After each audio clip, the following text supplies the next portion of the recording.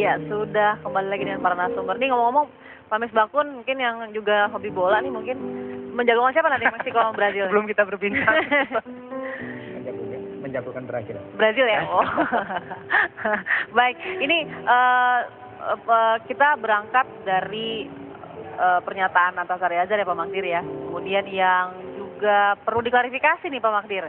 Penting sekali karena kemudian Senturi yang sudah lama bertahun-tahun terpending gitu ya, masih dalam penyelidikan, belum naik ke penyidikan, lalu kemudian menjadi ada titik terang di sini, entah titik terang atau ada agenda setting di belakangnya. Karena kenapa baru sekarang Antasari Azhar bilang itu ada pertemuan yang isinya sangat sensitif gitu Pak Magdir? Kalau begini, kalau saya ini bicara dengan Antasari mengenai banyak hal, termasuk diantaranya adalah kasus Senturi ini, ya, bailout Senturi ini sesudah putusan PK, artinya sejak Maret atau Januari tahun ini. Jadi sudah lama sekali kita berkali-kali kita bicara tentang ini.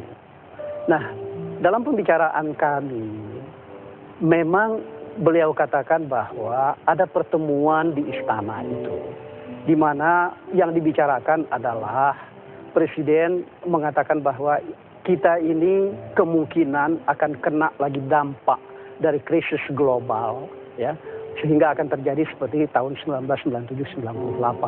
Nah, mengantisipasi krisis global ini, maka pemerintah ingin mensosialisasikan masalah-masalah hal-hal yang berhubungan dengan situasi ekonomi kita ketika itu. Nah, ini yang disampaikan kepada saya ketika itu. Itu pertama. Itu pada bulan?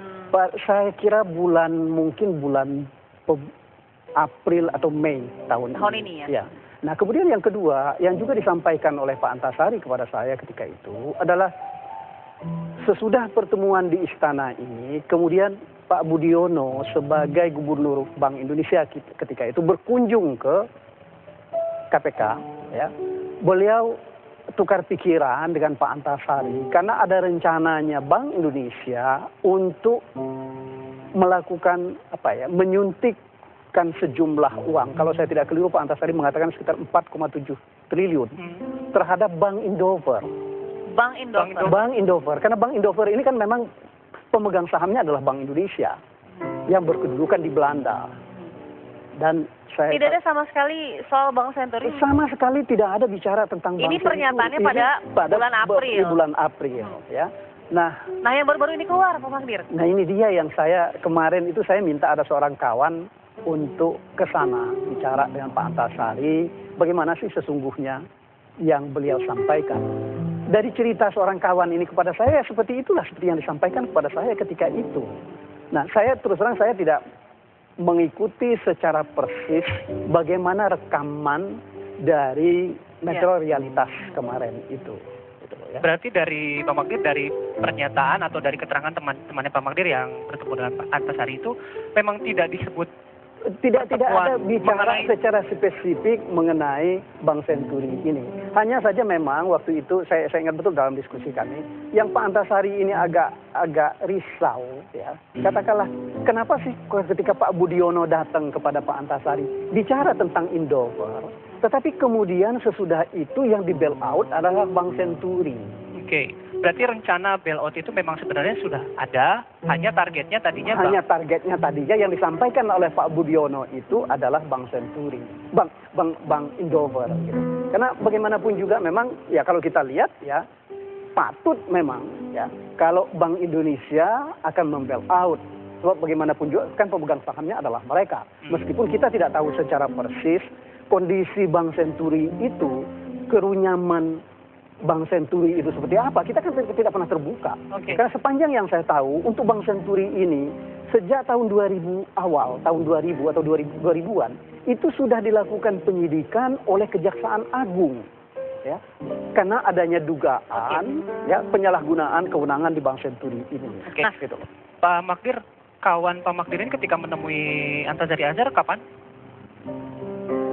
2 hari lalu. 2 hari lalu, karena tadi kalau misalnya kita melihat ada berita di internet itu, di situ juga ditegaskan bahwa hari ini anggota DPR Bambang Susatyo mengunjungi Antasari dan justru menguatkan statement dari Pak Antasari bahwa statement yang dikeluarkan sebelumnya memangnya seperti itu.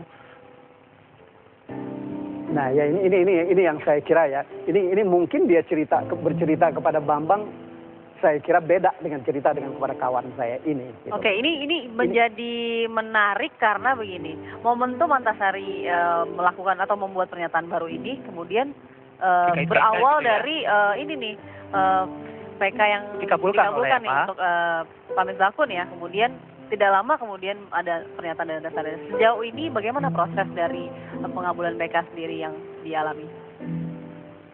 Maksudnya saya kalau urusan proses PK saya, Pak Antasari mengajukan sekitar bulan Agustus. Saya baru keluar dari pembebasan bersyarat itu 18 Agustus. 18 Agustus ya. Saya mengajukan itu sekitar bulan September atau Oktober. Saya sidang itu Oktober November di PN Jakarta Pusat. Kemudian PN Jakarta Pusat dikirim ke Mahkamah Agung. Kan prosesnya kan PK itu kan sidang dari awal. Ya. Direview semuanya kan, bukti barunya dinilai dan sebagainya. Kemudian sama PN dinyatakan memenuhi syarat apa tidak untuk melakukan PK. Dan dinyatakan memenuhi syarat dan dikirim ke MA itu bulan Februari. Saya baru diputus kemarin sekitar Juli. Saya tidak tahu kaitannya PK saya dengan pernyataan Pak Antasari, saya tidak tahu. Ini menarik yang ingin ketahui juga, apa sih sebenarnya novum yang dimiliki oleh Pak Misbakun nih? Kalau urusan novum, pengacara saya yang tahu. Pengacara saya yang tahu. Kalau dikaitkan dengan novum ya, pengacara yang saya yang tahu. Yang pasti novum itu kan dinilai oleh PN. Dinilai oleh PN dan PN menilai bahwa bukti baru itu cukup untuk dijadikan sebagai dasar mengajukan peninjauan kembali. Jadi itu melalui sidang, bukan melalui sebuah pengajuan yang begitu saja. Dan itu dipegatuskan oleh sebuah proses sidang di PN. Jadi itu yang saya tahu. Oke, baik. Ini mungkin ke Bang Ruhut juga yang satu ada di situ ya, Bayu? Bang Ruhut kayaknya udah pengen komentar aja. Karena saya sempat melihat statementnya Bang Ruhut di berita di internet gitu. Bahkan menyebutkan bahwa statementnya Antasari Azhar ini tidak masuk akal, Bang. Gitu, Bang. Jadi begini, aku ini kalau bicara nggak seperti profesor doktor yang pintar-pintar. Maklum lah Ruhut Sitompul, es lilin. Saya hanya ingin biar semua langsung bisa mencerna. Ibarat kopi susu. Ada 3 ramuan. Misbakun susunya. Perdata dijadiin pidana. Ya, Pak Mahdir kopinya. Ya, yang menangani kasus pidana. Ruhut Sitompul, pansus Bang Senturi. Dikocok lah ini menjadi kopi susu. Jadi Pak Baliut, kata orang Sunda bilang. Jadi saya ingin katakan begini. Kaitan apa yang dikatakan Antasari, mudah-mudahan Antasari apalagi di sini ada lawyernya. Pak Mahdir kan udah enak ya, ini sahabat saya lama. Ya, saya ingin mengatakan, saya berdoa sahabat saya Antasari jangan mau menari di atas gendang orang lain.